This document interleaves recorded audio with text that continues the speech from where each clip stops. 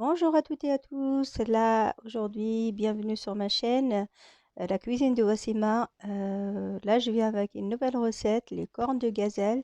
C'est très très facile à réaliser. Comme vous voyez, là, je vais faire tous les ingrédients avec vous. Bien sûr, là, j'ai la farine. J'ai commencé par la pâte. Là, j'ai 1 kilo de farine fluide, si vous voulez, pour faire la farine avec quoi on fait les gâteaux, c'est très facile à réaliser.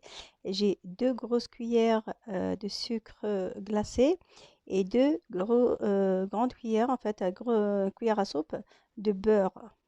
Le beurre, en fait, voilà, je sors de mon frigo, je le laisse ramollir et après, je le pose. Pourquoi je vous dis 2 cuillères? Parce que là, elle était bien remplie. Là, j'ai un jaune d'œuf, vous voyez, que je mets, que je réserve, que je vais le mettre après. Je vous dis, j'ai 2 cuillères à soupe de beurre, car je viens de mettre une là, il y a bien remplie, et je vais en rajouter bien sûr après. Voilà, comme vous voyez, comme vous le voyez. La pâte, elle est très facile à faire. Il faut bien passer entre vos mains, bien faire entrer le beurre. C'est comme si on faisait un crumble. Vous voyez, comme c'est facile, là je vais le faire, je vais bien en lire partout, je viens faire un sort de crumble. Mais j'ai, comme vous voyez, j'ai un verre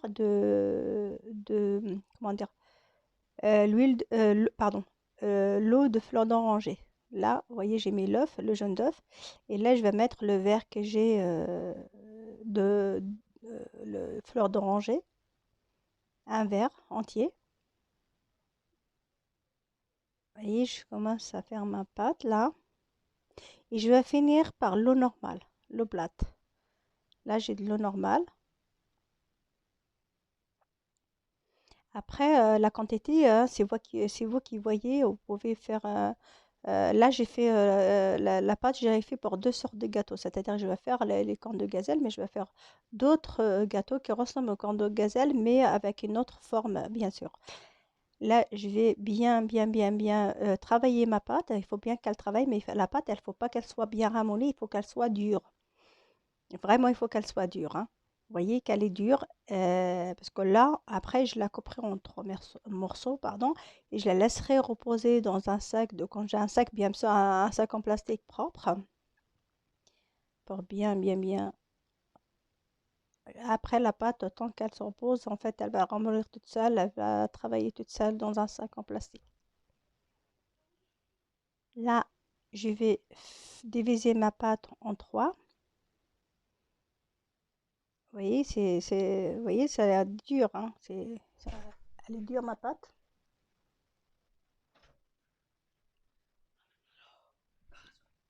Vous voyez là, les trois?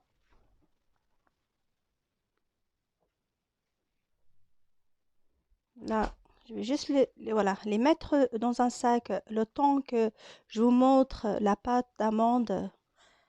Les amandes, j'ai pas acheté de la pâte d'amande. Quand je vous dis la pâte d'amande, c'est-à-dire que j'ai pris les amandes, je les ai mondées, je les ai passées dans l'eau chaude pour enlever la peau. Vous voyez, je les ai passées au mixeur jusqu'à ce que ça devienne vraiment une pâte d'amande. Où j'ai mis, là, j'ai plus d'1 kilo. Vous voyez, j'ai 1 kilo, là, tout précisément, j'ai 1 kilo d'amandes, vous voyez. J'ai mis une petite cuillère, enfin une cuillère à soupe de beurre et 3 cuillères de l'eau d'oranger, fleur d'oranger, pardon. Et là, je vais faire mes boules. Alors, c'est pourquoi je fais mes boules d'abord avant de faire ça, voilà, comme ça. Eh ben, les boules, c'est pour avoir les mêmes tailles. Si vous commencez par faire des boules, vous allez avoir les mêmes tailles. Vous n'allez pas avoir une plus grande que l'autre, ou voilà. Moi, j'arrive à avoir les mêmes tailles. Là, vous voyez comment je fais. Voilà. On arrive à avoir les mêmes tailles. Voilà. Faites ça, vous verrez. Parce que si vous faites à chaque fois, au fur et à mesure, vous faites euh, des bâtonnets comme ça que je viens de faire, là, vous n'allez pas vous en sortir. Là, je vais finir mes boules là et je vais faire mes badois, ou comment on appelle ça, les badoirs, ou les...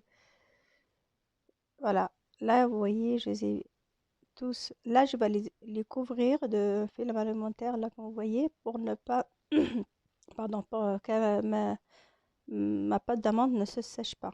Parce que quand même, la pâte d'amande, si vous voulez laisser comme ça à l'air libre, elle va se sécher au bout d'un moment. Là, je vais bien couvrir. Juste le temps que je puisse étaler ma pâte. Étaler, quand j'ai dit étaler, c'est-à-dire étaler à moitié. Voilà, vous voyez ma pâte comme elle est bien amollée. Vous voyez? Vous pouvez faire ce que vous voulez avec votre pâte maintenant. Elle est très amollée. Et là, n'hésitez pas à utiliser, à saupoudrer avec de la farine. Parce qu'il ne faut pas avoir peur, hein. Il faut vraiment qu'elle soit dure, hein. Si vous voulez avoir une belle pâte fine et voilà, là, voilà, je prends un peu de farine quand même pour mettre, vous voyez, voilà, mettre comme ça avec de la farine. Alors, je vais étaler à moitié, je vous explique. Étaler avec le rouleau comme ça et coupez-en, faites des petits,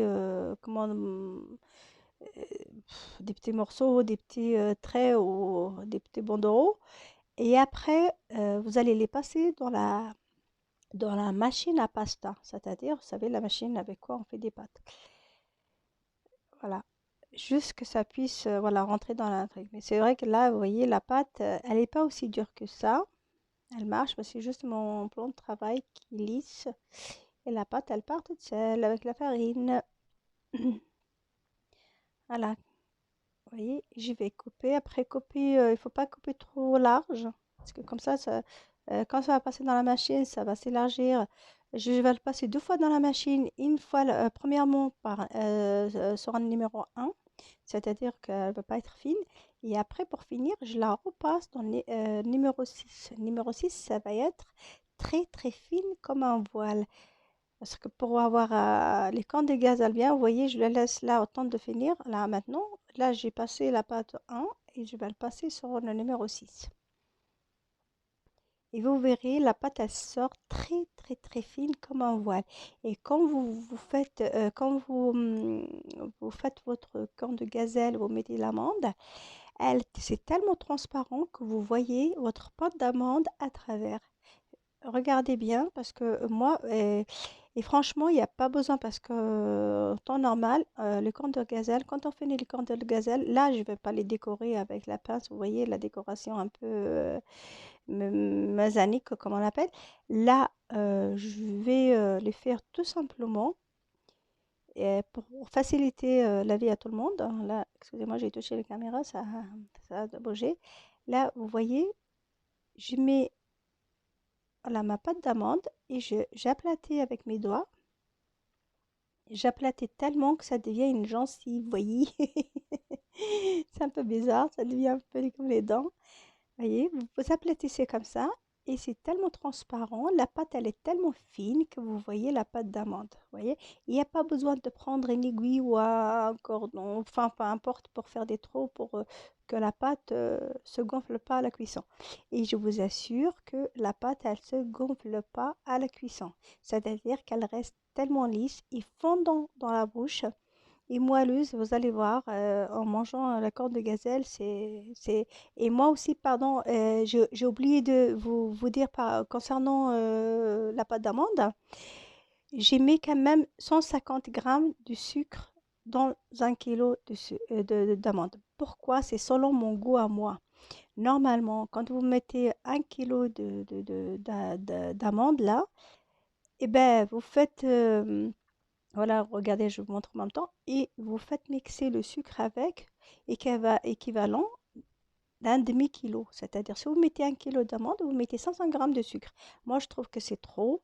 Avec tout ce qui se passe, moi, je vois trop de diabète autour de moi, trop de... Voilà. Essayez de faire quelque chose de sain. Voilà. Moi, j'ai mis juste 150 grammes de sucre dans 1 kilo. Voilà. Étant donné qu'à la pâte, j'avais mis, que pour 1 kilo, j'avais mis 2 cuillères de sucre glacé, juste pour donner le goût. Mais après, vous savez, dans 1 kilo, c'est comme si vous mettez une goutte dans un lac, une goutte d'eau dans un lac. Là, vous voyez, la pâte, elle est tellement fine que on va vraiment... Voilà, je viens de finir mes cornes de gazelle. Vous voyez, elle est bien sèche. Le temps, je lui ai donné un peu de temps pour sécher avant de la passer au four. Là, vous voyez, je viens de sortir mes cornes de gazelle. sont bien cuites, hein. Vous les laissez un peu cuire, hein. Il ne faut pas les sortir blancs parce que moi, j'aime pas que ce soit trop. Après, ça vaut de voir, hein. Si vous les préférez que ce soit blanc, vous surveillez, il faut juste surveiller la cuisson. Là, vous voyez, c'est tellement fondant, c'est tellement moelleux. Quand vous appuyez, ça s'écrase.